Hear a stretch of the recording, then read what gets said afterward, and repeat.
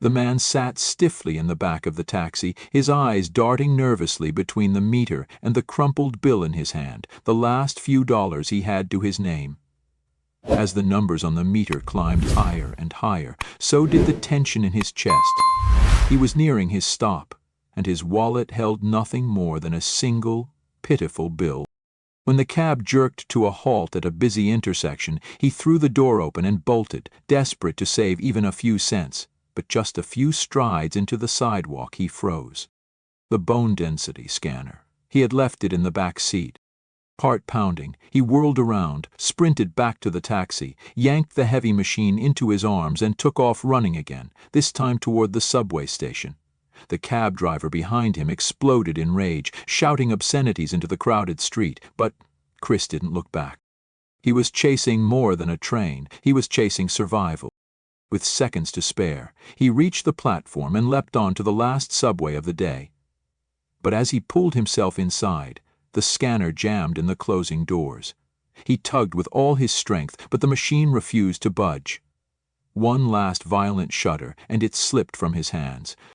Chris collapsed against the train wall, completely drained. That scanner wasn't just metal and wires.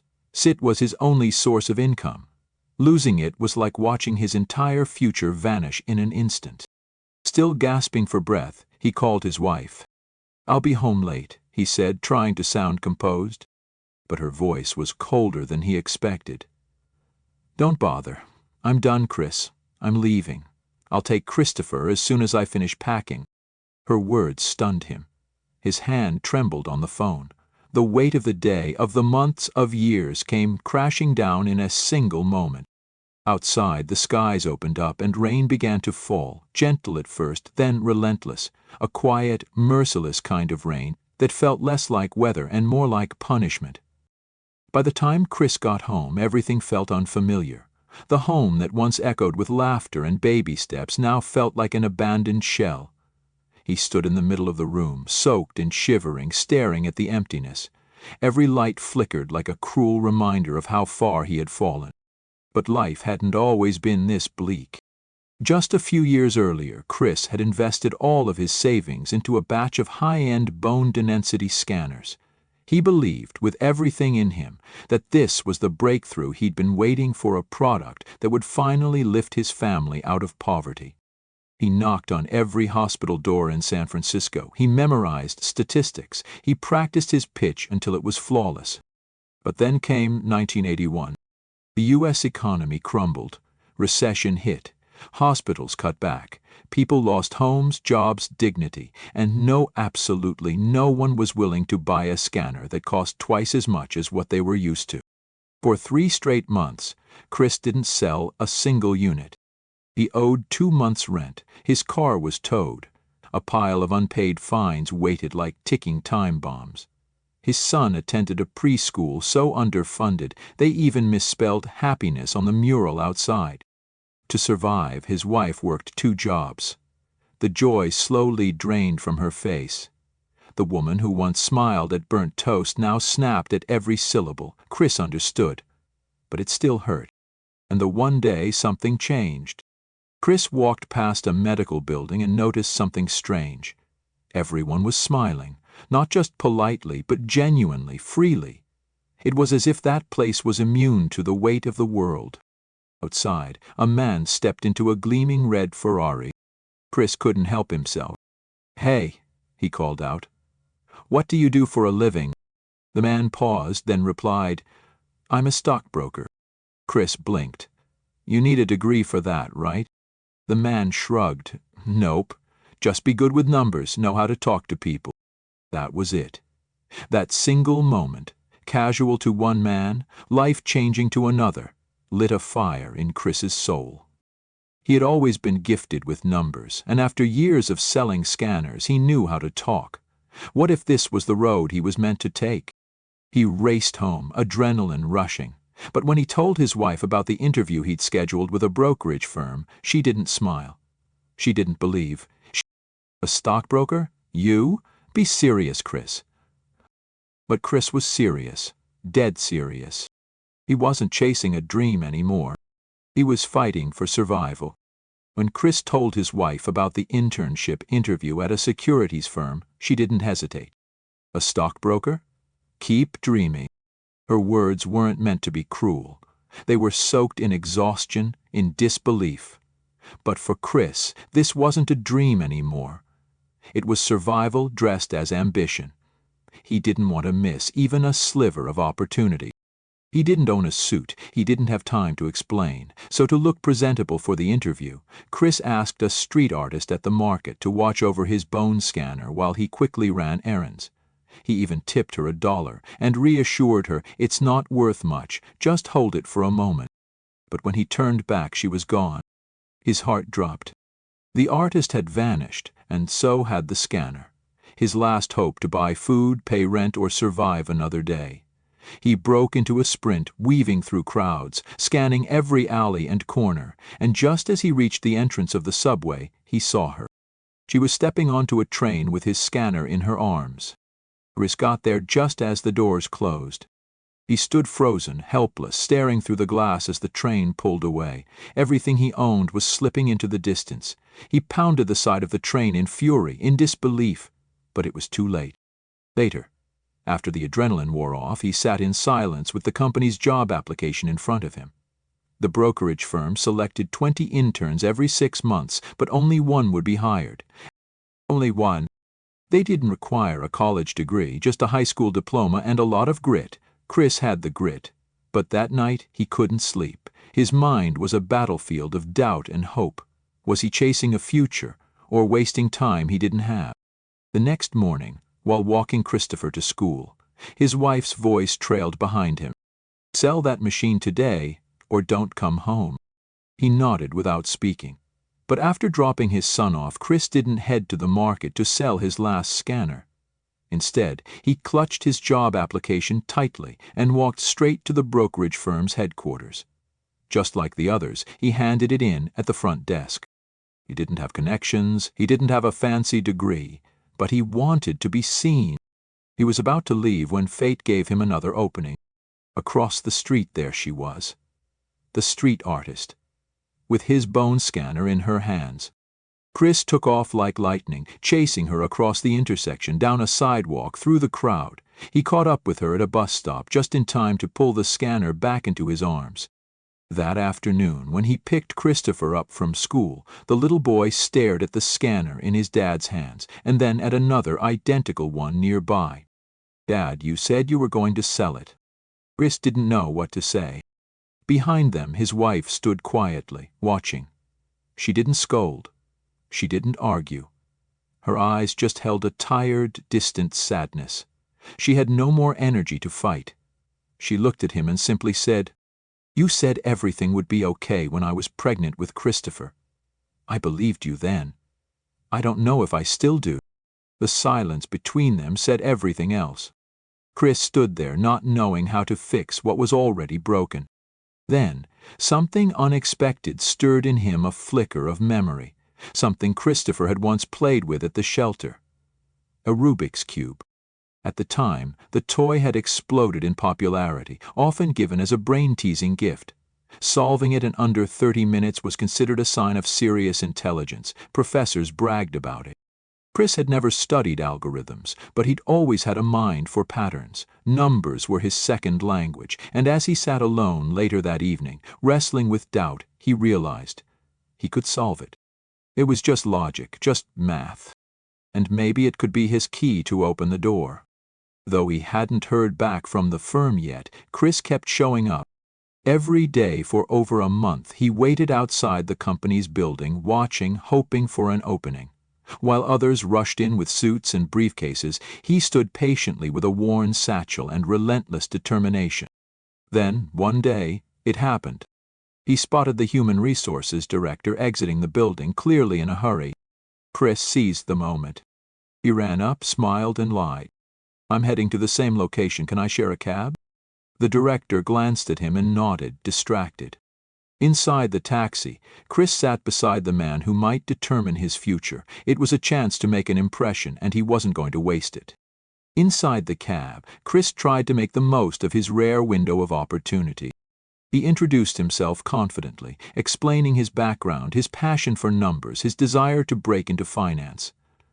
But the HR director barely looked up. His eyes were glued to a Rubik's cube in his hands, twisting and turning the blocks with frustrated focus. Chris noticed. "Can't solve it?" he asked casually. The director scoffed, still fiddling with it. "No one can." Chris leaned in slightly. "I can." The man looked at him, half amused. "You can solve this?" Chris smiled, calm and assured. "Give it to me." He took the cube gently, sat upright, and began turning it in his hands with quiet precision. The cab driver even glanced in the rearview mirror, curious. Chris didn't say a word. He focused block by block, row by row. And just as the cab reached its destination, click. "Solved." The director stared, stunned. Chris handed the Rubik's cube back without a word. The door opened. The director stepped out, speechless. Chris sat frozen in the back seat, watching the meter blink. $18. He looked at his wallet. Almost empty. No choice. He made a run for it, bolting from the taxi and disappearing down the subway stairs before the driver could react. But in his mad dash, the bone scanner slipped from his grip and tumbled into the pouring rain. He stopped, looked back. Gone. He called home, but the line was cold. His wife had packed up and left. Christopher was gone. Chris stood in the street, soaked, broken, silent. And then, the phone rang. It was the HR director. Chris had made an impression. He was invited to interview in a few days. "Call my secretary to confirm the time," the director said. Chris scrambled to write down the number, but there wasn't a pen in the house. He repeated it over and over, out loud, memorizing each digit, muttering it under his breath as he sprinted to the nearest convenience store. That night he couldn't sleep. Every second felt like it was slipping through his fingers. The next day, desperate to see his son, Chris went to find his wife, but the moment he mentioned taking Christopher back, the conversation exploded into an argument right there on the sidewalk. She was firm. She had nothing left to give. Chris didn't wait until school ended. He went straight to pick up his son. When they got home, the landlord was already waiting. "You've missed 3 months' rent," he warned. "You've got a week to leave, or I'm changing the locks." But then he paused, saw the paint stains on Chris's shirt. "If you repaint the apartment, I'll give you 1 more week." Chris agreed. That night he began painting. On the wall, in faint brushstrokes, he wrote quietly, "Chris was here, and things were bad." As if when the doorbell rang, 2 police officers stood at the door. He was being arrested. "Failure to pay a traffic fine," they said. Chris explained, begged, pleaded. His 5-year-old son was at home alone. He had an important interview the next morning, but the officers didn't budge. He called his wife. She agreed to come pick up Christopher by 6:00 p.m. the next day. And then they took him away. He spent the entire night in jail, alone on a concrete bench. By the time they released him the next morning, Chris had no time to change clothes. He ran directly from the police station to the brokerage firm. He arrived just before the interview began. He was wearing paint-covered work pants and a t-shirt. When the director saw him, he paused, confused. "This is Chris," someone whispered. "The Rubik's Cube guy." Chris smiled sheepishly and extended his hand to everyone in the room. Before anyone could question his appearance, he spoke first. "I've spent the last 30 minutes trying to come up with an excuse for how I look. I thought maybe I'd tell a story about qualities you admire, like honesty or teamwork." He took a breath. "But the truth is, I just got out of jail. I was arrested because I didn't pay a parking ticket. I ran straight here from the police station." There was silence. "What were you doing when they arrested you?" someone asked. Chris shrugged. "Painting my landlord's apartment." Another pause. One of the senior managers frowned. "You only have a high school diploma, correct?" Chris didn't flinch. "Yes. And if you ask me a question I don't know, I'll tell you I don't know, but I promise I'll find the answer. I'll figure it out every time." His sincerity filled the room like sunlight breaking through clouds. The director leaned forward, curious now. "Chris, what would you say about hiring someone who shows up to an interview without a shirt?" Chris chuckled. I'd say he must have had some really nice pants." Laughter erupted. It was bold, it was raw, and it worked. Chris nailed the interview. His performance was flawless, but as he was leaving, he was told something that made his stomach drop. The internship lasted 6 months. It was unpaid, and only one out of the 20 interns would receive a job offer at the end. It meant selling everything. No backup plan, no guarantees. But Chris had already made up his mind. That afternoon, his wife returned just briefly with Christopher. Chris exhaled for the first time in days, but before he could speak, she delivered the final blow. "I'm going to New York. I need a fresh start." Chris nodded. "Then let me keep Christopher." She hesitated, and then for the first time she agreed. She walked away quietly, no dramatic goodbye, no promises to return. Just the sound of their son's laughter filling the silence as Chris held him close. His wife didn't say much as she left, but she didn't fight when Chris asked to keep Christopher with him. That quiet, unspoken agreement was her parting gift. She walked away without looking back, and Chris stood there in the doorway, holding his son's hand, too stunned to speak. He didn't hug her goodbye. He didn't ask her to stay. Maybe it was pride, maybe it was dignity, or maybe it was just the weight of knowing he had nothing left to offer.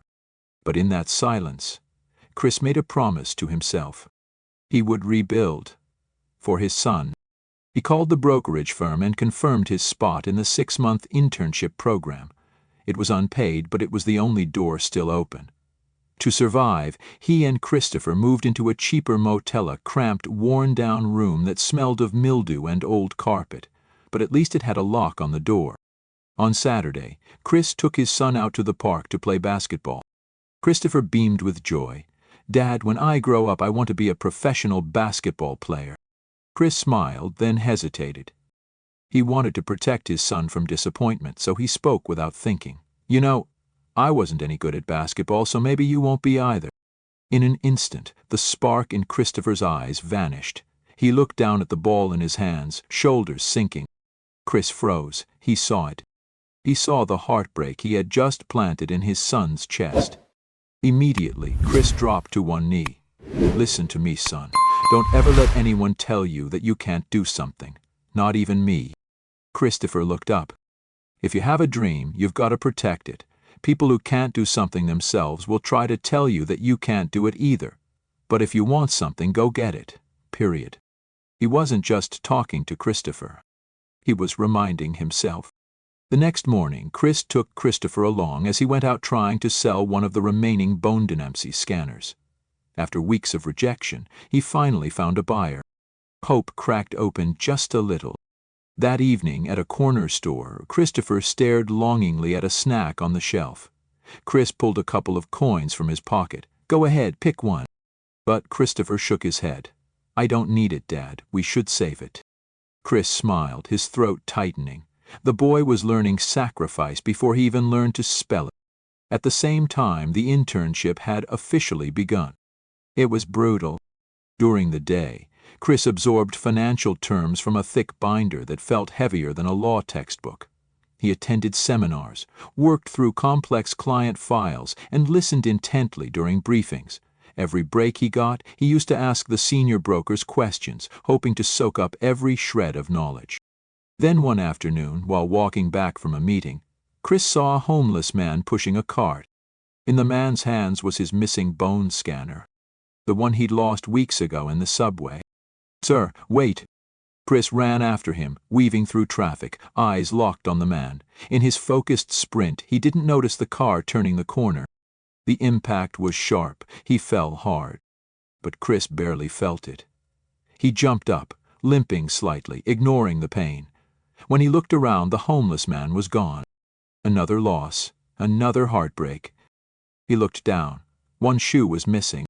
A stranger walked by and said gently, "Hey man, you lost a shoe."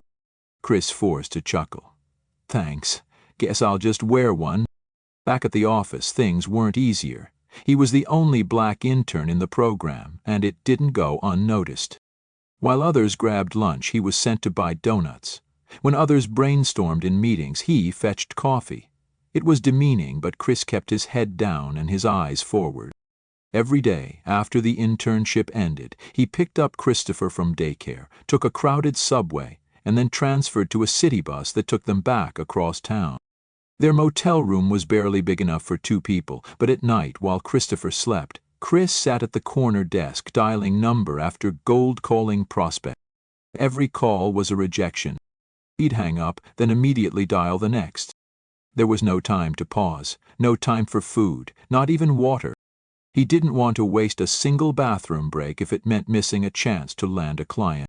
What others did in 8 hours, Chris forced himself to complete in 6, just so he could leave in time to pick up his son before the daycare closed. And still, he kept going. Chris worked like a man possessed. He crammed 8 hours of calls into 6 so he could race across the city and pick up his son on time. Day after day, he repeated the grind, until finally, a sliver of light. A potential client's wealthy executives agreed to give him a few spare minutes. Just 20 minutes.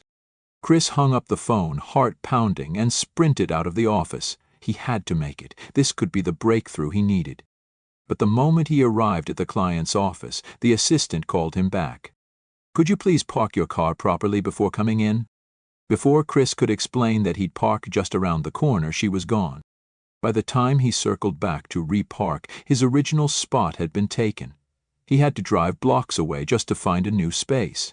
Minutes ticked by. He ran as fast as he could, but it was too late. The meeting was over. Opportunity gone. To make up for it, Chris did something bold.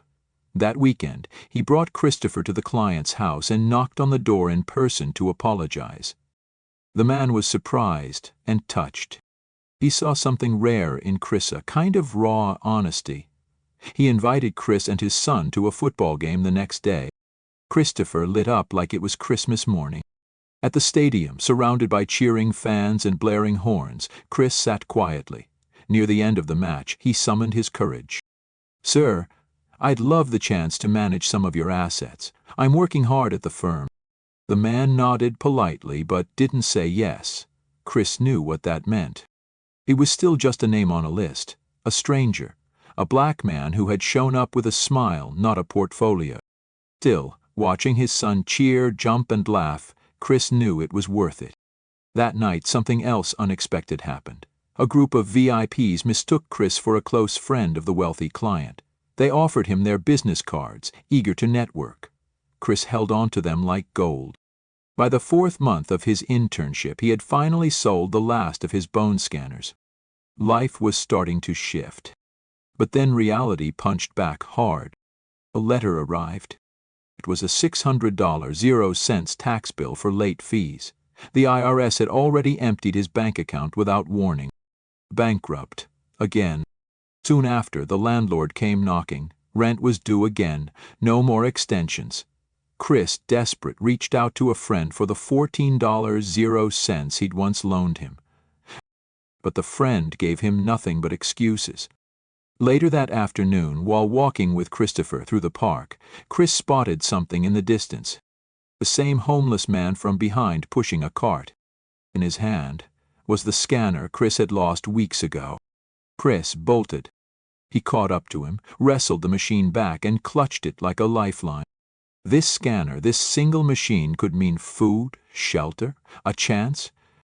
The next day, Chris wiped the machine down, cleaned every inch, and found a buyer willing to take a look. But just as the deal was about to close, the scanner wouldn't turn on. Chris tried everything, smacking it, shaking it, whispering to it. Nothing worked. It was over. When they returned to the motel, the nightmare deepened. All their belongings were out on the street. The landlord had followed through. Even the lock was changed. Chris tried to pry the door open but finally let go. Christopher, confused, clung to him. "Why can't we go home, Dad?" Chris didn't answer. He didn't have one. The little boy pulled on the doorknob and began to cry, loud, piercing sobs. "Dad, let's just go in, please." Chris lost it. For the first time he raised his voice. "I said stop." His voice echoed down the hallway. Christopher froze, then broke into quiet tears. Chris's heart shattered. He scooped up his son, held him close, and walked, with nowhere to go. They rode the subway in silence. Christopher leaned against him.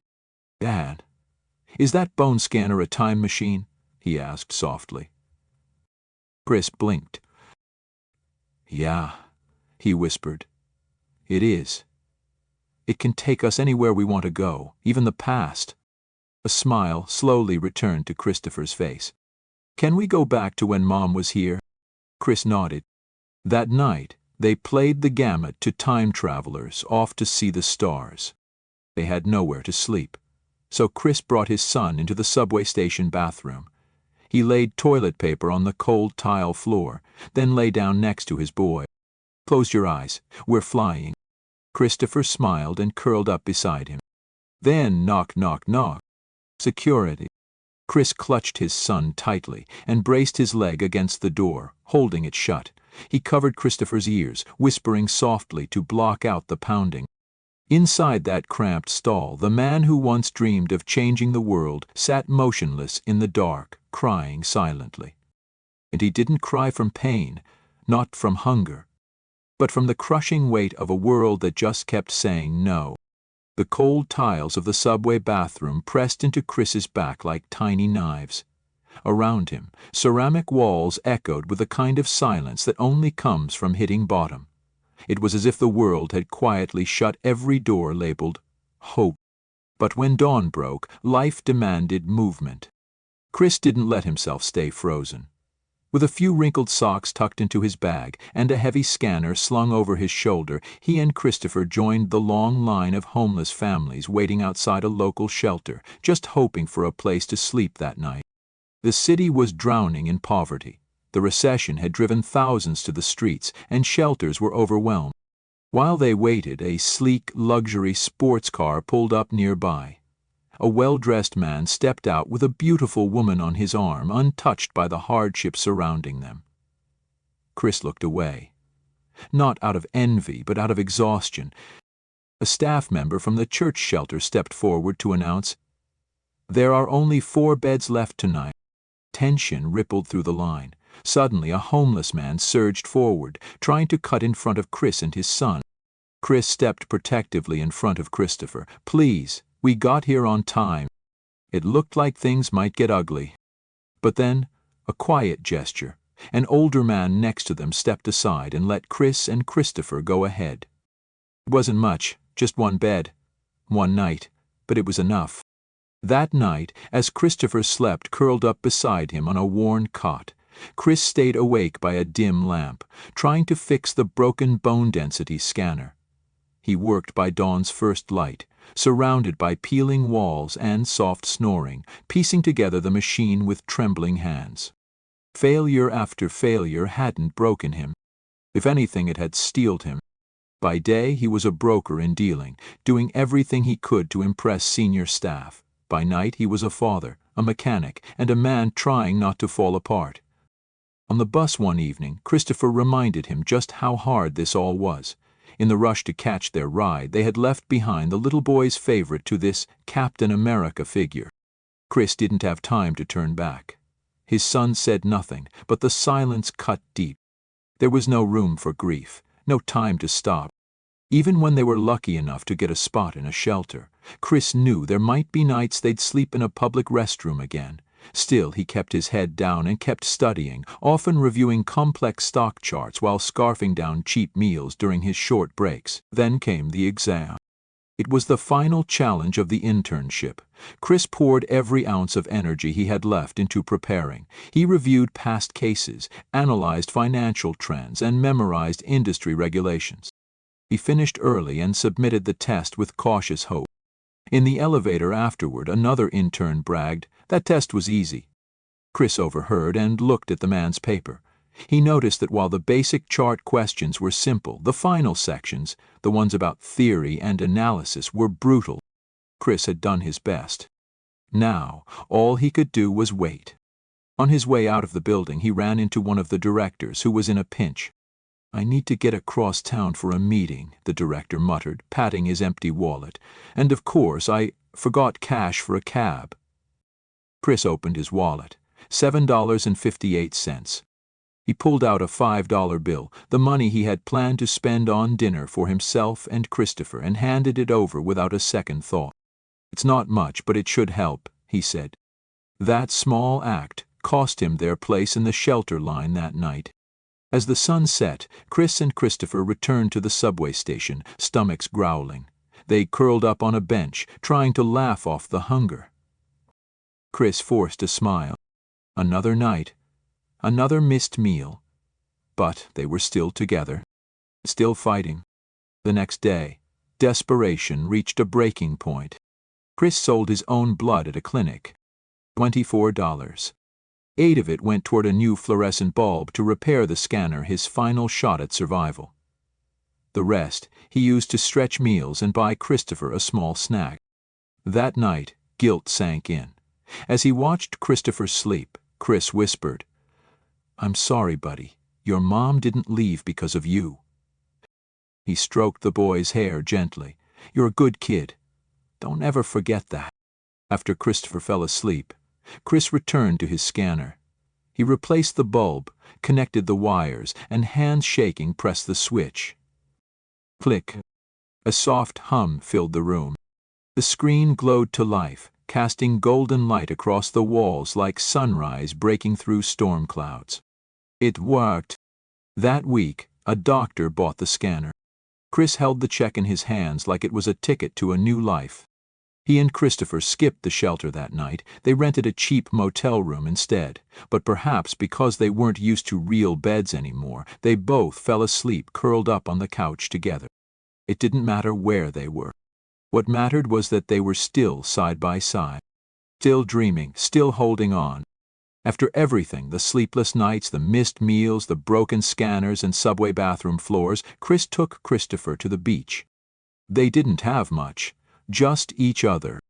But as they walked barefoot across the sand, watching waves crash under an open sky, something lifted. The city noise, the stress, the hunger, it all seemed to fade. Father and son laughed again, real laughter, the kind that had been gone for far too long. And the next morning was the final day of Chris's 6-month internship. He didn't know what would happen. There were no second chances, no retakes. This wasn't a school exam. It was the kind of test that either opened a door or locked it forever. That day, he went to the office prepared for anything. In the men's room, as he straightened his shirt, he ran into the HR director, the same one who'd once handed him a Rubik's cube in a taxi. The man looked at him and smiled. "You did really well, Chris, no matter the outcome. I want you to know that." Chris swallowed hard and nodded. He tried to keep his emotions in check as he walked into the hallway, thanking the staff and quietly bracing himself for the worst. Then the manager called him back. "Chris, come in for a moment." He walked in slowly, clutching his bag, heart pounding. The manager looked at him warmly. "Over the past 6 months you've worked harder than anyone I've seen. You've stayed late, come in early, sacrificed everything." Chris listened in silence. "And now the question is whether that effort leads you out the same door you came in, or into a brand new life." A pause. The man leaned back in his chair. "I think today you should wear a shirt." Chris blinked, confused. The manager smiled. "Because tomorrow's your first day as a broker." For a long second, Chris didn't breathe. Then it hit him. This was it. Tears welled in his eyes, but he tried to hold them in. His hands trembled, his chest tightened. "Thank you," he whispered. "Thank you so much." As he turned to leave, the manager stopped him again. "And here." He reached into his pocket and handed Chris a $5 bill. "For the taxi ride." Chris took it with a smile and a nod, but they both knew it meant more than that. It was a debt of dignity paid back in full. Chris left the building in a daze. The city was alive around him, cars honking, people rushing, life moving fast, but he felt still, steady, whole. In the middle of the sidewalk he stopped and clapped. Not for the world, but for himself. For the father who slept in toilets, who gave away dinner money, who never gave up. For the man who chased hope through rain and rejection. For the boy who once solved a Rubik's cube and changed his fate. That afternoon, Chris ran to Christopher's school, threw open the door, and scooped his son into his arms. He held him close, tighter than ever, and whispered through tears, "We made it." From now on, his son would never go cold again. This isn't just a movie. It's a true story. In 1987, Chris Gardner founded his own investment firm. The man who once had nothing, no money, no home, no support, became one of the most respected entrepreneurs on Wall Street. And the young boy who slept beside him through the darkest nights? He grew up knowing exactly what perseverance looked like. They call it the pursuit of happiness. But happiness doesn't fall from the sky. It doesn't come easy, and it never lasts unless it's fought for. Happiness comes to those who show up every day, even when the world says they can't. And if you're watching this right now, wondering if your life will ever turn around, remember this. God gives the bird food, but he doesn't throw it in the nest. The world is hard, unfair, relentless. But every time you keep going when it would be easier to quit sharpens something inside you. One day, when the moment finally arrives, you'll be ready. And when happiness knocks, you'll have the courage to open the door.